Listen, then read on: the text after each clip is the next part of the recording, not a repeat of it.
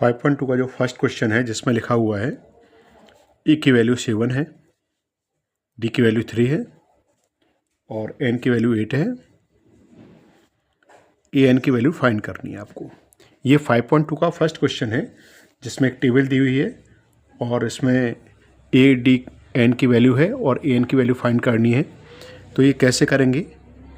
A N का formula होता है a plus n minus 1 into d. ठीक है, ए की वैल्यू है 7 प्लस एन की जगह क्या लिखेंगे 8 माइनस 1 और डी की जगह डी की वैल्यू 3। क्लियर है? ये 7 प्लस 8 में से 1 माइनस करिए, तो जब 8 में से आप 1 माइनस करेंगे तो क्या आएगा? 7 आएगा। ये 3 7 का इंटू करिए 3 से 21 21 प्लस 7 यानी 28। ऐसे ही जो सेकंड क्वेश्चन है, सेकंड क्वेश्चन में क्या लिखा हुआ है? ए की वैल्यू दी हुई है -18, डी की वैल्यू आपको फाइंड करनी है और एन की वैल्यू 18 है। एन की वैल्यू कितनी है? इसमें 10 दी हुई है और ए एन की वैल्यू दी हुई है 0। ठीक है, अब इसे कैसे करेंगे?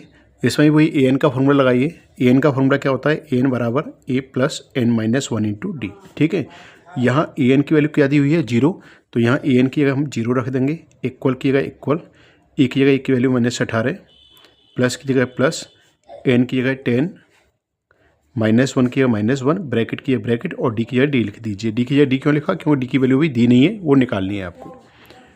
ये -18 प्लस 10 में से 1 माइनस करेंगे तो 9 बचेगा। 9 का इंटू डी से 9D, -18 को दल आइए, पक्षांतर कर दीजिए। पक्षांतर करने पर या change of side, transpose the number, कुछ भी लिख दें। ये 9D, डी की वैल्यू क्या होगी यहाँ से? 18/9। 9 का डिवाइड करेंगे तो 2, डी की वैल्यू हो जाएगी 2। तो इस तरह से ये क्वेश्चन नंबर सेकंड कंप्लीट हुआ।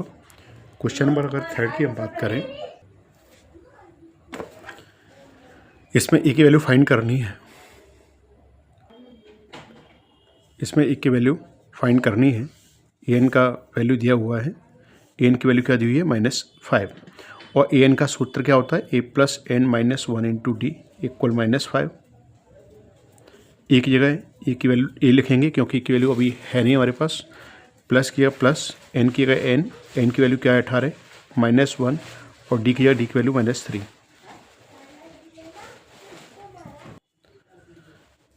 ए प्लस 18 में से 1 माइनस करेंगे 17 बचेगा यानी 17 बचेगा। 17 का -3 से इंटू करिए, -51 और -51 को बाहर ले जाइए, तो -51 को बाहर ले जाएं तो +51 हो जाएगा।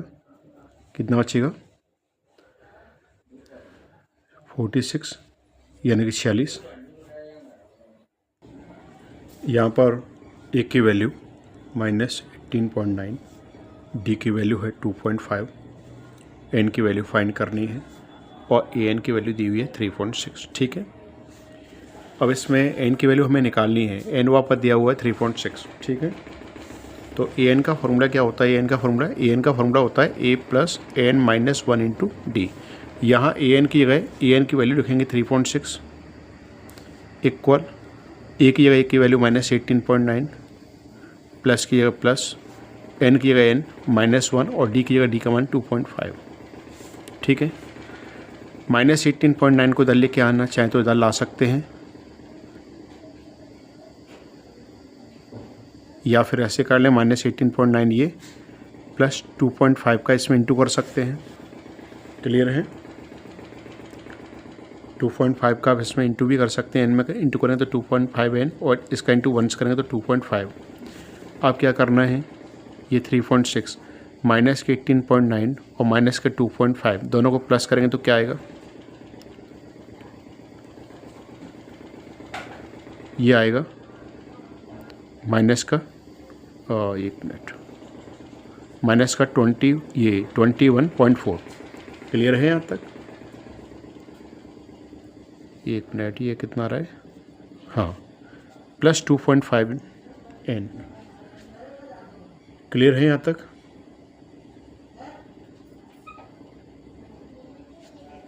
ये हो रहा है 21 0.4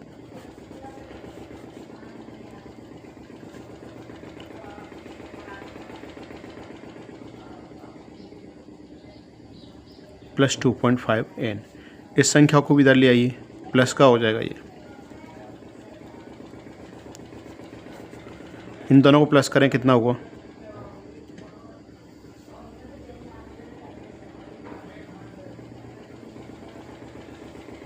2.5 n। ठीक है, पॉइंट के बाद जीरो का तो कोई मतलब ही नहीं है। n इक्वल हो जाएगा 25.2.5। नीचे से पॉइंट हटाएंगे तो ऊपर एक जीरो बढ़ जाएगा। इसका इसमें डिवाइड करिए, n की वैल्यू हो जाएगी 10। क्लियर? ऐसे ही लास्ट जो क्वेश्चन है इसमें फर्स्ट का जो 5 है, जिसमें a की वैल्यू 3.5 है, d की वैल्यू 0 है, n की वैल्यू है 105 और an की वैल्यू आपको फाइंड करनी है। ठीक है, an का फॉर्मूला क्या होता है? an का a plus n minus 1 into d. ठीक है, a की वैल्यू क्या लिखेंगे? की जगह 3.5 प्लस n की जगह 105 माइनस 1 और d की जगह d की वैल्यू 0 या an। ये 3.5 प्लस n की वैल्यू क्या है? 105 है। 105 में से कम करिए, 104 बचेगा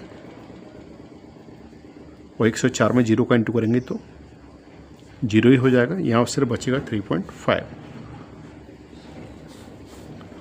क्लियर है यहाँ तक आपको? अब जैसे ये क्वेश्चन है सेकंड का फर्स्ट। सेकंड के फर्स्ट में क्या लिखा हुआ है? 10, 7, 4, डॉट डॉट डॉट 30वां पद ज्ञात कीजिए। यानी ये जो सीरीज़ है इसको अगर हमें ऐसे डाउन करते हैं तो 30वें नंबर पर कौन सा पद आएगा ये हमें पता लगाना है। इस सीरीज़ का जो पहला पद है वो क्या है? पहला पद 10 है, e की वैल्यू 10 है। d का मान क्या है? 7 में से 10 घटाइए या 4 में से 7, यानी या तो सेकंड टर्म में से फर्स्ट टर्म को माइनस करिए या थर्ड टर्म में से सेकंड टर्म को। यानी कि कोई भी दो लगातार टर्मों का डिफरेंस निकालिए तो वो क्या हो जाएगा? कॉमन डिफरेंस, यानी d। तो 7 में से 10 को माइनस करिए, यानी d की वैल्यू क्या हो रही है? -3। और कौन सा पद चाहिए आपको? 30वां पद, तो n की जगह 30। ठीक है, अब an का फॉर्मूला होता है a plus n minus 1 into d.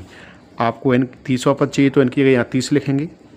ठीक है, a की वैल्यू 10 है प्लस n की जगह 30 माइनस 1 और d की वैल्यू क्या है? -3। ये 10, 30 में से कम करेंगे तो 29 बचेगा। ये -3 लिखा हुआ है। अब 3 का इसमें गुणा करना है, प्लस और माइनस मिलकर क्या हो जाएगा? माइनस हो जाएगा। क्लियर है यहाँ तक? 3 का गुणा करिए, इसमें कितना आएगा? 3 का 9 से करेंगे 27 का 7, 2 बचेगा, 3 दूनी 6 और 2 8। अब इसमें से 10 को हटाएंगे तो माइनस का 77 बचेगा। ये हो गया 30वां पद। 30वां पद ये हो रहा है माइनस का 77, यानी आपका ये ऑप्शन हो गया सी।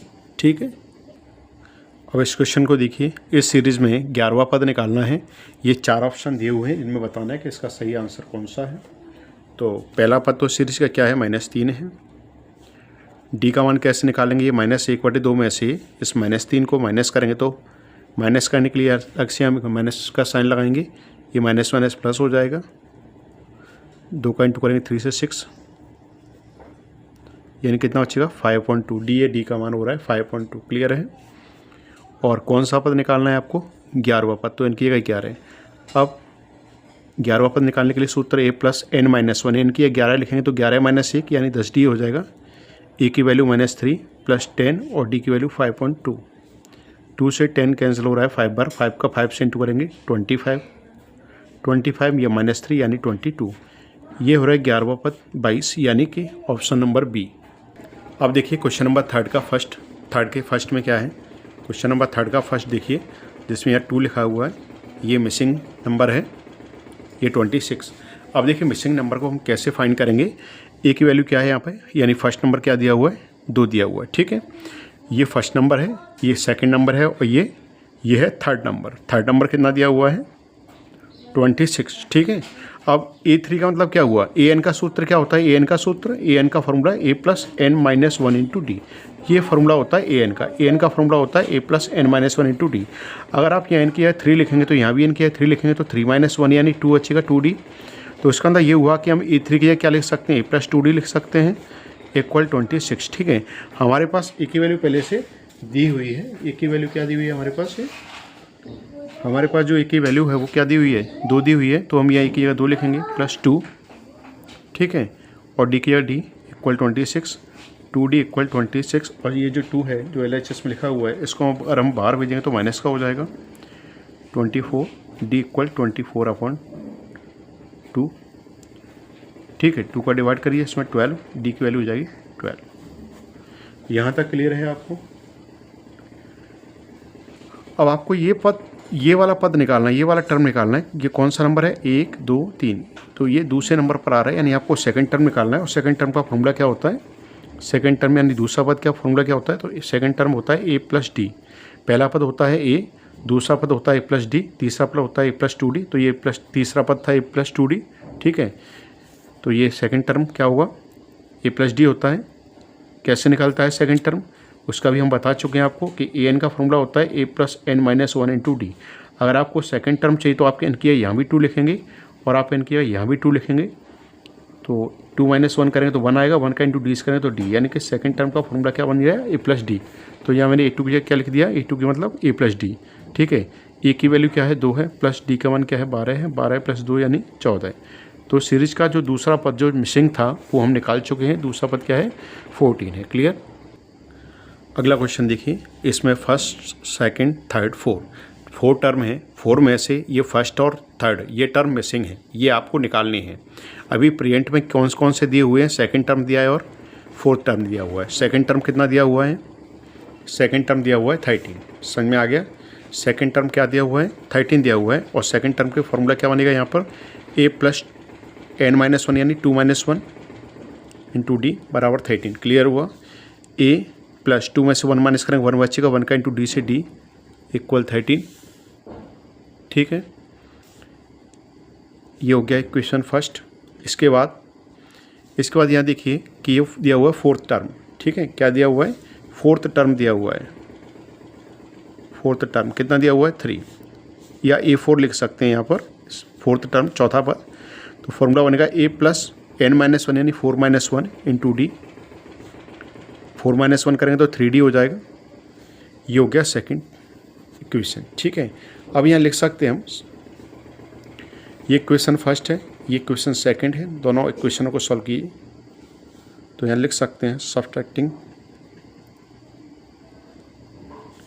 Equation second from equation first, यानी कि समीकरण 1 में से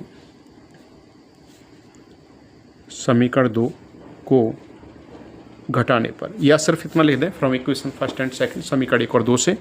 तो समीकरण 1 तो ये है और समीकरण 2 ये है, दोनों को हल करिए। तो इसमें कुछ नहीं है, एलिमिनेशन मेथड से को यूज कर लिया है हमने। या दोनों ए हैं, दोनों बराबर हैं ये, और इनको हटाने के लिए क्या करना पड़ेगा? एक को प्लस एक को माइनस। तो माइनस कैसे होंगे ये? जैसे हम समीकरण 1 में से समीकरण 2 को हटाएंगे तो नीचे वाली संख्याओं की जो साइन है वो चिन्ह बदल जाएंगे। जो प्लस का है वो माइनस हो जाएगा, ये प्लस का 3d था वो माइनस हो जाएगा, प्लस 3 है वो माइनस हो जाएगा, प्लस या माइनस से कैंसिल। अब माइनस के 3d है, प्लस के 1d है, तो ये क्या बचेगा? ये माइनस का 2d। और यहाँ क्या बचेगा? 10। तो d की वैल्यू क्या हो जाएगी? 10/-2 -2 का डिवाइड करेंगे तो ये माइनस के 5 हो जाएगा d की वैल्यू। ठीक है, अब d की वैल्यू हमें कहाँ रखनी है? समीकरण 1 में, यानी कि putting the value of d equal -5